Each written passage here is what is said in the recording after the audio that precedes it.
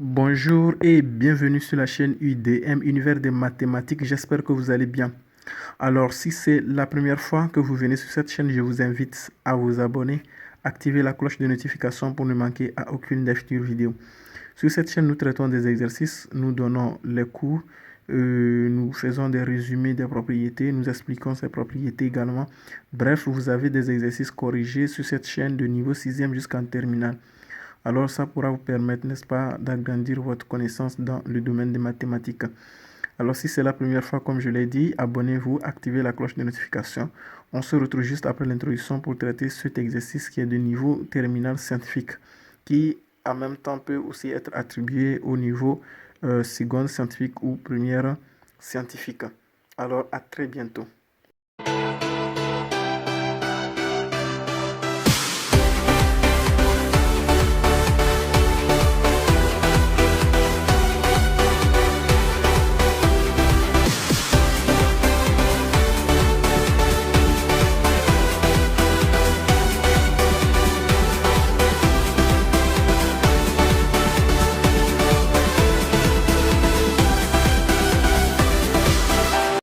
Bienvenue encore une fois sur cette chaîne YouTube. J'espère que vous allez bien. Alors restez jusqu'à la fin de cet exercice pour découvrir des propriétés qui vont, n'est-ce pas, vous permettre de faire la résolution des systèmes d'équations ou des techniques, bien évidemment, qui vont vous aider à faire la résolution des systèmes d'équations. Ici, nous avons un système d'équations que nous avons 2x plus y égale à 5. Et deuxième équation, x au carré plus 2xy plus y au carré égale à 7. Il est question de donner, n'est-ce pas, la solution de ce système d'équations. Alors, nous voyons exactement où nous pouvons constater que ce système d'équations est un système à deux inconnus et à deux équations. Donc, si vous avez un système d'équations où vous avez une équation à résoudre, le nombre d'inconnus, si vous devez, n'est-ce pas, regrouper ça en système, ça doit également vous donner, ou ça doit, vous devez pouvoir avoir deux équations. Si c'est deux inconnus. Si vous avez trois inconnus dans un système, vous devez au total avoir trois équations. Ça, c'est la normale. Maintenant, il arrive souvent, ou il arrive parfois que vous pouvez avoir, n'est-ce pas, des équations à deux inconnus, mais à trois inconnus, mais à deux équations. Donc, il y a également des techniques qu'on utilise pour répondre à ces questions-là. Donc, je trouverai un exercice parlant de cela pour vous traiter sur la chaîne ici. Et dans ce cas, si vous voyez que nous avons ici, dans cette première équation, 2x plus y égale à 5, comme je l'ai dit, les degrés des inconnus x, y dans cette première équation sont 1 et 1. Mais par contre, au niveau de l'équation 2, nous n'avons pas la même chose. Là, nous avons les degrés les plus élevés de x qui est 2 et les degrés les plus élevés de y également qui est 2. Donc ici, il faut tout simplement utiliser, n'est-ce pas, la méthode de substitution. Vous voyez, donc si vous utilisez la méthode de combinaison, vous ne pouvez pas, n'est-ce pas, réussir parce qu'il s'agira d'annuler les coefficients pour, n'est-ce pas, annuler, pardon, une inconnue pour trouver une autre pour pouvoir, n'est-ce pas, continuer le travail. Mais ici, si vous le faites, vous ne pouvez pas réussir parce que ici, nous n'avons pas les mêmes degrés au niveau des équations. Donc, il faut utiliser la méthode de substitution. Donc, ici, nous allons nommer cette équation, équation numéro 1 et celle-ci, équation numéro 2. Nous allons simplement faire quoi?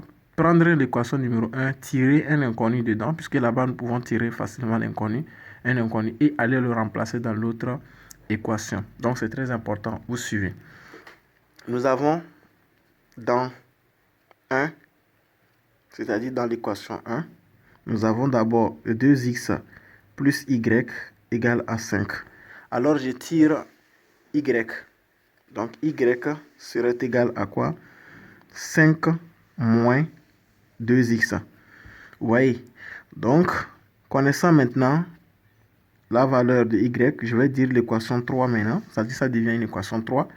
Je vais prendre l'expression de y et le remplacer dans l'équation 2. Donc, nous avons dans 2, ou bien je vais dire 3 dans 2 devient 3 dans 2 devient, on aura donc d'abord 2x, d'abord x au carré plus 2xy plus y au carré égale à 7. Donc si je remplace y par son expression, l'équation 3, donc ça nous fera x au carré plus 2x facteur de 5 moins 2x plus y au carré, c'est-à-dire 5 moins 2x, le tout au carré, qui serait égal à 7. Et vous voyez que on vient de transformer cette deuxième équation-là en une seule, qui portait, n'est-ce pas, deux inconnus, en une seule inconnue. Donc nous pouvons travailler facilement. Donc je développe, je réduis, j'ordonne. Donc j'ai x au carré plus 2x multiplié par 5, ça fait plus 10x. 2x multiplié par moins 2x, ça fait moins 4x au carré. Ici, nous avons plus. Comme c'est plus, je peux développer ceci immédiatement. Donc, ça nous fait a moins b, qui est 2x, le tout au carré. Donc, ça nous fait a au carré, qui est 25, moins 2ab, c'est-à-dire le moins là, moins 2ab. Donc, 2 multiplié par 5, ça fait 10.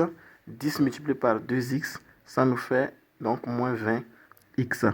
Plus maintenant 2x au carré, puisque c'est ça le a. Donc, dans ce cas, ça fera b. Donc, ce qui fait 4x, le tout au carré plutôt, qui serait donc égal à 7. Donc, vous voyez que nous pouvons déjà faire partir moins 4x au carré plus 4x au carré, c'est égal à 0. Donc, nous pouvons avoir l'équation x au carré plus maintenant 10x moins 20x plus 25 égale à 7. Donc ici, je fais comment? Je ramène d'abord le 7 de ce côté. Ça nous fait x au carré. 10x moins 20x, ça fait moins 10x. Et là, nous avons 25, je vais dire 25 moins 7.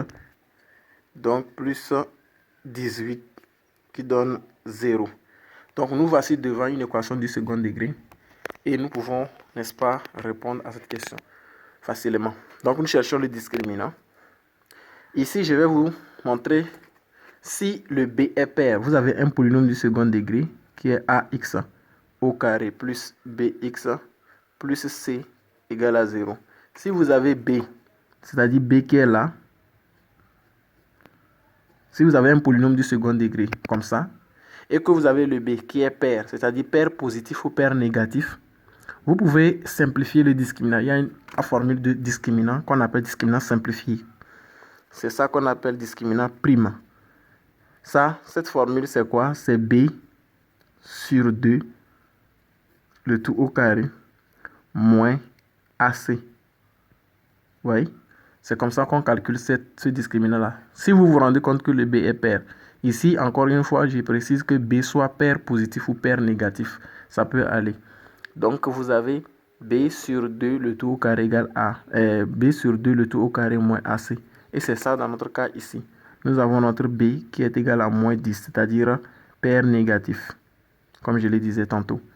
Donc, on aura discriminant simplifié qui serait égal à moins 10 divisé par 2, ce qui fait moins 5, le tout au carré, moins ac, a est égal à 1, c est égal à 18. Vous voyez? Et là, nous avons 25 moins 18, ce qui est égal à 7. C'est une valeur positive. Donc, nous pouvons calculer x1, x2 rapidement. Donc, x1 serait égal à... Attention, comme vous calculez discriminant simplifié, le x1 serait égal à moins, entre parenthèses, b sur 2, vous voyez, moins racine du discriminant simplifié, le tout sur a. C'est très important. x2 également, ça fait moins facteur de b sur 2, plus racine du discriminant simplifié, le tout sur a. Vous voyez que ça ne serait plus 2a, donc ça sera a. Donc, ce sont des formules qu'il faut, n'est-ce pas, retenir. C'est très important. Si vous calculez le discriminant simplifié, le x1 et x2 également a, eux ont leur formule, donc vous devez respecter ça. Donc, ici, nous avons moins facteur de b sur 2. On sait déjà que b sur 2, c'est moins 5. Vous voyez, donc moins facteur de. Donc, ça nous fait plus 5 en même temps. Plus moins racine carrée de discriminant qui est 7. le tout sur a qui est égal à 1. Donc ce qui est égal à x1 est égal à 5 moins racine carrée de 7. Ici également, on fait la même chose. Ça fait 5 plus racine de 7, le tout sur 1. Donc la valeur de x2 ici, c'est 5 plus racine de 7. Maintenant que vous connaissez la valeur de x1 et x2, c'est simple. Vous cherchez maintenant la valeur de y. Nous savons déjà que y est égal à quoi? 5 moins 2x.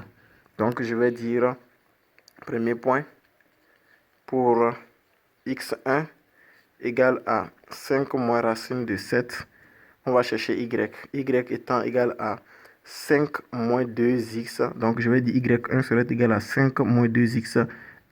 Donc c'est égal à 5 moins 2 facteur de 5 moins racine de 7. Alors ça donne quoi? Ça donne tout simplement 5, n'est-ce pas? Moins 10 plus 2 racine de 7. Et au final, ça fait moins 5 plus 2 racine de 7. Voilà la valeur de y1. Maintenant, je dirais pour x2 égale à 5 plus racine de 7, on aura quoi?